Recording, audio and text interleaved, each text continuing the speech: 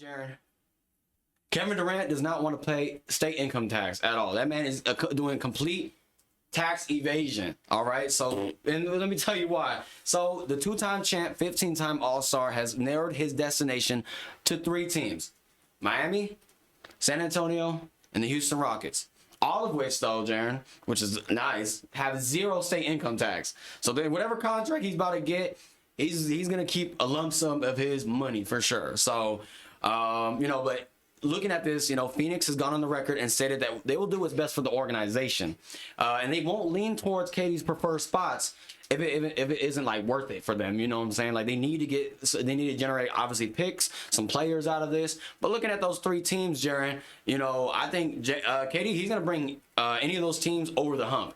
I think the Spurs and Rockets with their young roster, albeit they're gonna probably have to ship some of those guys off. Like at least for the Spurs, Stephon Castle might have to be in that package for the Spurs. With a couple more picks and stuff like that. For the Rockets, Jalen Green's on the move. And then sending up some more picks. But I think for KD himself, like after Golden State, and correct me if I'm wrong, I think after being in Golden State, his expectations from the organizations and from the media has changed. Like now, since we know you're NBA Finals caliber and you can bring a championship, you're a championship level player. We are expecting a lot out of you now. I mean, again, albeit he is 37 years old and he's dealing with injuries that he's held in the past as well. But another thing is I think ring culture has kind of been kind of toxic, and it's kind of changed his reputation and his legacy. I feel like like I said, he was on the top 75 list as well for the NBA. So he's made his mark for sure. Yeah. So what do you think, Jaron? So with those 3 that he has for his preferred, where do you think he's going?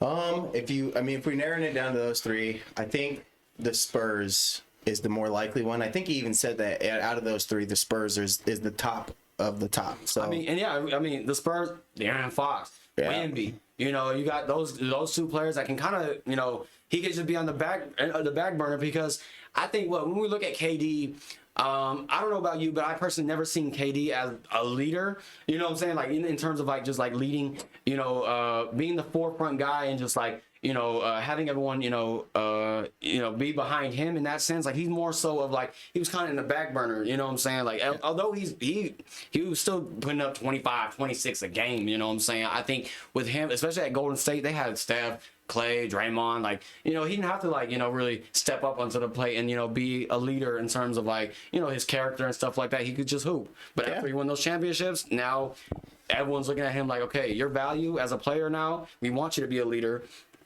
But if he goes to San Antonio, I feel like, he got De'Aaron Fox and those guys, they could probably kind of shift his mentality. But he goes like Miami.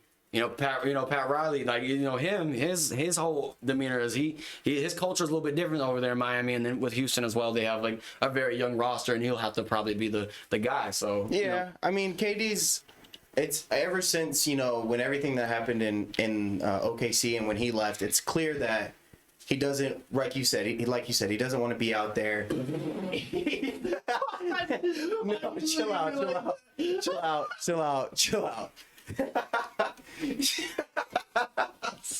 Sorry.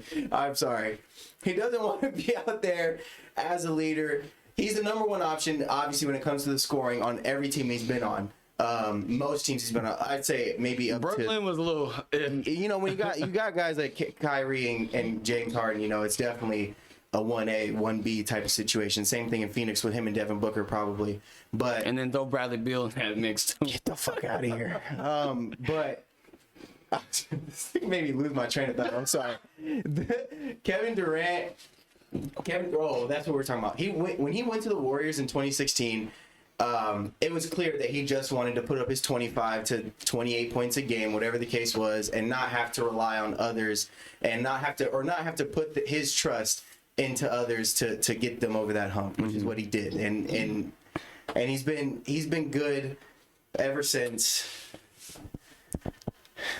Go ahead, man. No. This nigga, I just can't. I'm sorry. No, go ahead. You good. Can I say something? Go ahead. Dude, everybody makes up criteria for what Kevin Durant needs to do. I'm not even like a huge Kevin Durant fan, but he is one of the greatest scorers of all time, if not the greatest scorer.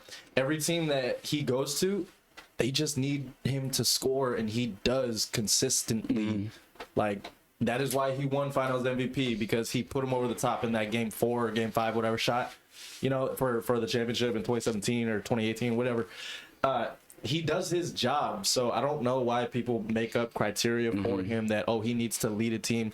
His 28, 4 and 4 or whatever, don't compare that to LeBron, because LeBron is asked to lead a team in every statistical category. That's just how he is. He is the centerfold. KD doesn't have to do that to win championships. So, I mean, I don't know. Wherever he goes from these 3 teams, he's still going to be the top scoring threat.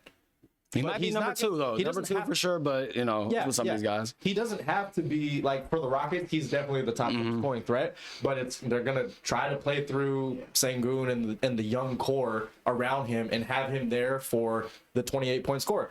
And also, Indiana could probably use a 28-point scorer, just straight up, just can shoot, and you just give him the ball when you need a bucket, because all these games have been insanely close. But they need someone to give the ball to at the very end. That's what KD has been in the league for this entire time. He's not there to give you a triple-double every night. I don't know why triple-double culture is like a thing now, where you have to have a near triple-double to be valuable and win championships and stuff. It's very annoying, because he's, what is he, 37. He's 37, and he's still averaging 28 points after an Achilles tear. Still, like 3 years, and he's still like I mean, I don't know. You can talk about defense or whatever, but he was averaging like almost a block a game. Still, that's all you really need, bro. And I think honestly, like with him, like with KD, and again, like you said, like this, I mean, like I said, they are making up this criteria for him now, and I think it goes back to, like I said, ring culture. It's ring culture that really makes you, you know, okay, you win a ring, okay, now you're gonna lead this team since you can go get a ring. I want you to lead my team, and I mean, a lot of teams are definitely putting that factor that he is 37, so it's like, you know, I mean, he's getting up there in age, but he, like I said, he's still averaging 26, 27, 28 a game, so it's like, and I think, I mean, like I said, I mean. The Suns, like I said, they're not looking at this as, you know, and I think they should definitely give him his leeway, like at least where he wants to go for sure. Obviously, I think all those 3 teams, they have a lot of, you know, either whether it players or draft capital that will benefit the Suns themselves. And but they did say they're going to look elsewhere too. Like if there's another, you know, potential spot that, you know, that will bode well. And I think, like you said, the Pacers maybe. I don't know what the Pacers can ship off in that package for him. I don't know what their Well, draft. I'm just saying they need someone. Like every team needs someone to just give the ball to. Is Spicy P not that guy? No, it's not.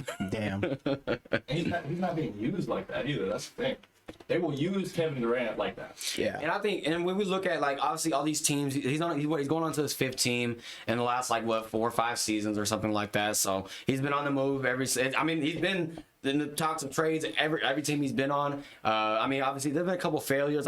Personally, Phoenix was a failure, honestly. Like, just being there, like, you know, I think it was just tough for him to play, and then having Devin Booker, and then getting Bradley Beal as well. Like, but Phoenix does believe now, with KD probably being on the move, that Bradley Beal will probably be a shell of his former self now. You know, maybe the Bradley Beal that was in Washington, we're probably going to get that Bradley Beal. You know, so maybe this might be a good thing for Phoenix.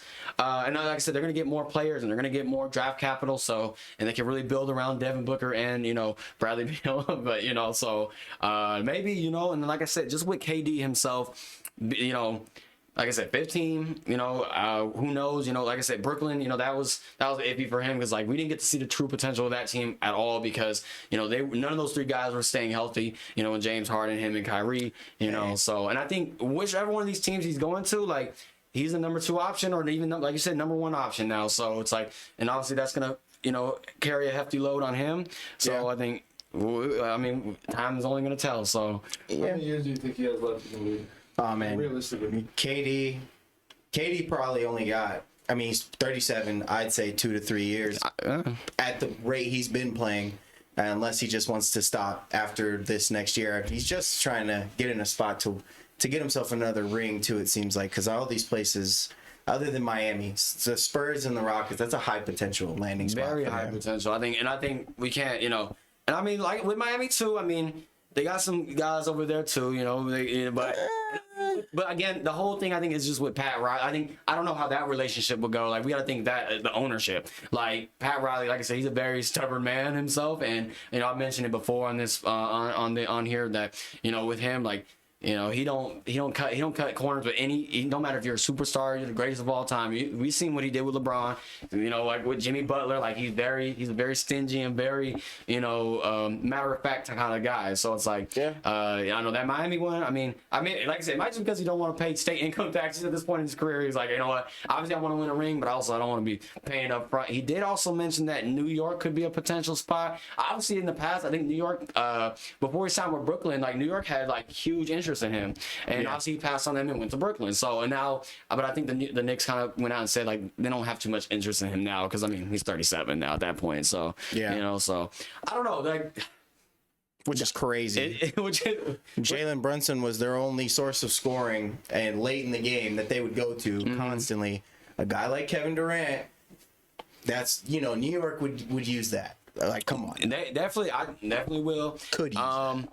Now, I think with any of these three teams, I hope, like I said, I hope, first of all, I hope they succeed because I feel like, again, with the ring culture and it being so toxic, like him going to any of these three teams and they do not succeed, it's gonna hinder his legacy. I feel like a little bit. Obviously, if he's still putting up 26 and 28, he's obviously no problem there. But I think at the end of the day, they're looking at him like you're gonna bring us to that, to that finals. You're gonna bring us that ring, basically. Yeah. I think that's what they're looking at. I mean, that's always his mentality too. So I would assume so. I don't think I don't think we can. Well, like, with ring culture, that's what they'll say. But you can't. KD's career, especially after even after Golden State, just look at that. I mean, it's definitely not a failure. No, definitely not him in particular, but I think just the projects they try to go around him, like I said, with Brooklyn, with with Phoenix and stuff like that. Like it's just the downward spiral. It feels like for these teams, like it's definitely hasn't paid well in their favor, unfortunately. So, but I want to know what you guys think. Like I said, Kevin Durant, he stated his three preferred spot, that being Miami Heat, the Houston Rockets, and the San Antonio Spurs. Like I said, no state income tax for him to pay. Who do you guys think he's gonna go? We probably will find out, y'all, in the next couple days. Or it might be a little bit longer, but we're gonna see how this all pans out. But you guys, let me know down below what you think.